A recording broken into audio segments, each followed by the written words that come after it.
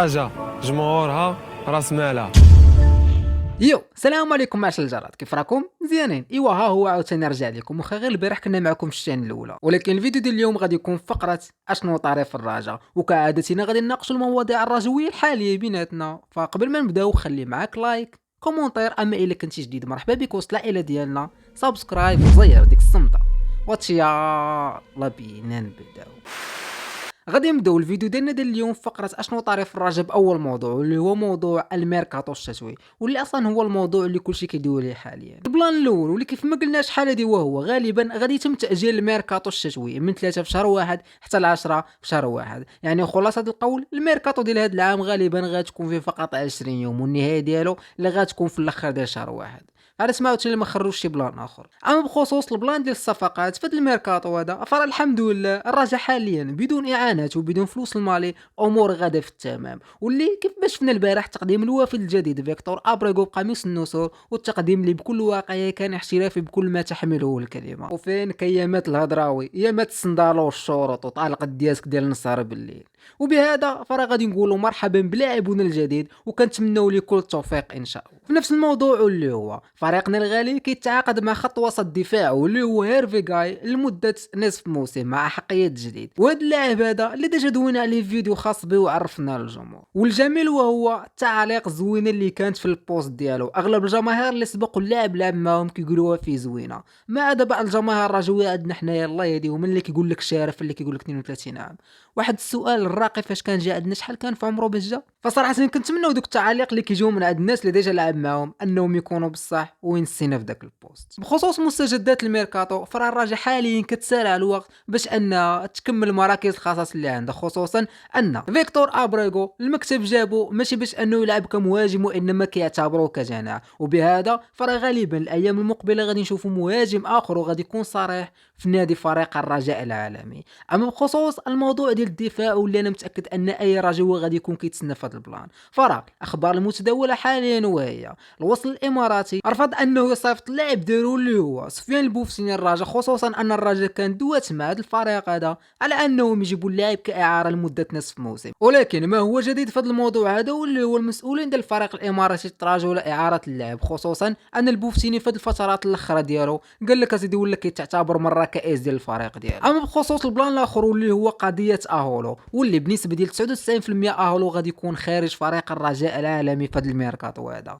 فطريقه الفسخ واش غادي يكون التراضي بين اللاعب وبين الفريق انه يمشي هكذاك، او لا الفريق غادي يقلب ليه على شي عرض باش انه يبيعو؟ اصلا هادشي هو اللي خاصو يكون، خصوصا ان اهولو سينا معنا العقد حتى 2025، زائد ان اللاعب دولي وكيلعب مع المنتخب ديالو، فراه ساهل باش انك تجيب لي عرض ولو انك تستافد غير شويه من داكشي اللي دا منك. انتداب هيرفي غاي اللي كلنا عرفنا انه جا من اجل سد الخصاص اللي غادي يكون عندنا في وسط الميدان، خصوصا من بعد ما غادي نصيفطوا اهولو، واللي حاليا في داك البوست غادي يوليو عندنا 3 ديال اللاعبين، المبارك كامارا، وغادي نزيدوا عليهم هيرفي غاي. المبارك اللي كيف ما كلشي كيعرف اننا كنا جبناه فقط كاعاره لمده نصف موسم، شهر 6 غادي تسالي الاعاره ديالو وغادي يرجع للفريق ديالو. اما قضيه باش اننا ناخذه من عند العين الاماراتي فراه كتبان لي شبه مستحيل هذا البلان، والله اعلم. عاوتاني اكيد هادشي هو اللي كيدور حاليا في المحيط ديال الميركاتو الرجاوي، وكون اكيد مع مرور الايام مازال غادي تشوفوا بزاف ديال الاخبار، وهادشي اللي عادي مع اقتراب اي ميركاتو بزاف ديال الاخبارات كيبانوا. غادي نساو هادشي كامل وغادي نرجعوا للماتشات وداكشي اللي جاينا، وخصوصا البرمجه ديال الماتشات المقبله. بنسبه ديال 99% غادي نقدروا نقولوا ان برمجه الماتشات ديال الرجاء بداو كيبانوا،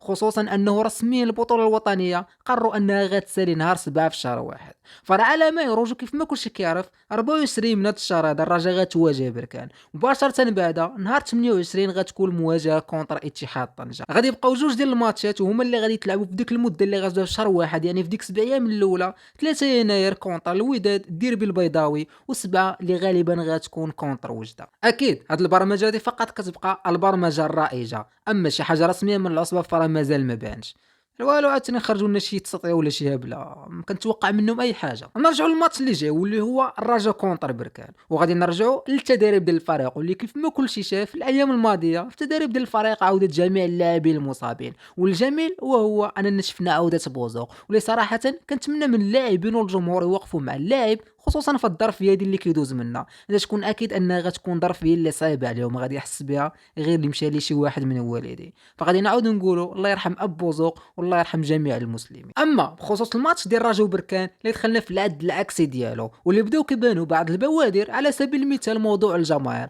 واللي كاينه شي اخبار كتقول ان جمهور نهضه بركان ولو انه دار كراكاج في اخر ماتش لي ما غاديش يتعاقب، وبهذا فراه غادي يكون ماتش بحضور الجماهير. السؤال اللي غادي يكون عندك وغادي يكون عند اي واحد من الجمهور راجع، واش غادي يكون الجمهور ديالنا؟ الاخبار رائجه حاليا واللي هو غادي يكون الجمهور ولكن منع التنقل الجماعي، وهذا الشيء اللي ديجا شفناه في السنوات الماضيه. واكيد هذا الماتش هذا اللي كل ما هو كيقرب الا هو كيبانوا بزاف ديال البلانيت عليه.